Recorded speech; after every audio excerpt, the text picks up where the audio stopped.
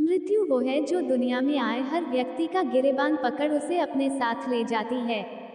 कहने का मतलब ये है कि ऐसा कोई एक आदमी नहीं है जिसने मृत्यु का सामना न किया हो, और न ही कोई ऐसा व्यक्ति होगा जिसे कभी मृत्यु आएगी नहीं।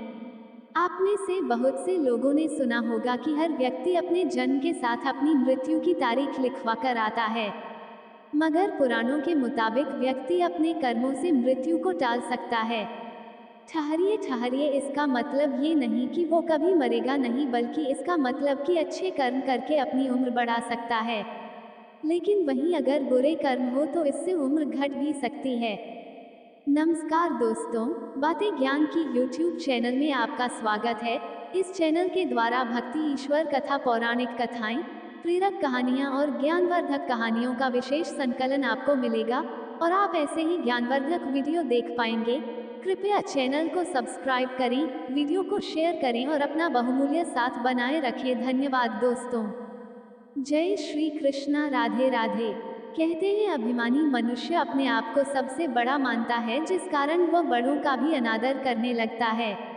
अपने स्वभाव के चलते वो भगवान का प्रिय नहीं रहता, इसलिए भगवान उसकी उम्र कम कर देते हैं। इसके अलावा ज्यादा बोलने की आदत भी उम्र को कम करती है। इससे जुड़ी वजह कुछ इस प्रकार है, इससे व्यक्ति का अपनी वाणी पर नियंत्रण नहीं रहता है और वह किसी को कुछ भी कह सकता है। ऐसे में कई बार वह लोगों का दिल भी दुखा देते हैं।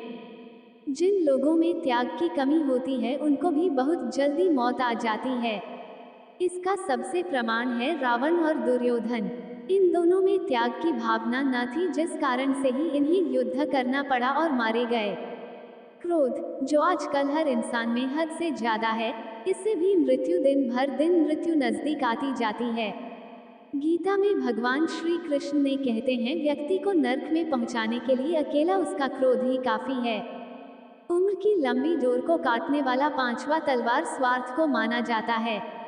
विदुर जी के अनुसार स्वार्थ में मनुष्य बड़े से बड़ा पाप करने में लज्जा का अनुभव नहीं करता है, जिस कारण उसके जीवन का जल्द ही अंत हो जाता है।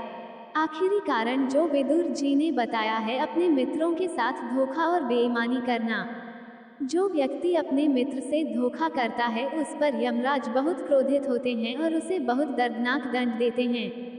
बहुत पुराने समय की बात है। एक दिन भगवान का दरबार लगा था। भगवान सभी प्राणियों की आयु निश्चित करने बैठे थे। इस बीच मनुष्य, गधा, कुत्ता और उल्लू चारों एक साथ भगवान के सामने हाजिर हुए। भगवान ने चारों को 40 साल की आयु दे दी।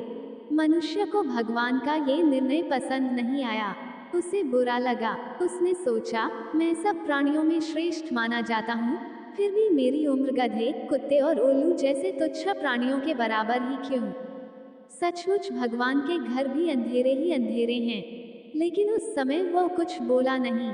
कुछ दिनों के बाद मनुष्य भगवान के पास पहुंचा और कहने लगा, भगवान, मुझे आपके सामने अपनी एक शिकायत रखनी है। उस दिन आपने मेरी, गधे की और उल्लू की आयु एक सी निश्चित करके मनुष्य प्राणी के साथ भारी अन्याय किया है। क्या हमारे और इन तुच्छ प्राणियों के बीच कोई अंतर ही नहीं है? अतएव मेरी आपसे नम्र विनती है कि आप इस विषय में शांतिपूर्वक विचार करें। भगवान ने कहा, अच्छी बात है।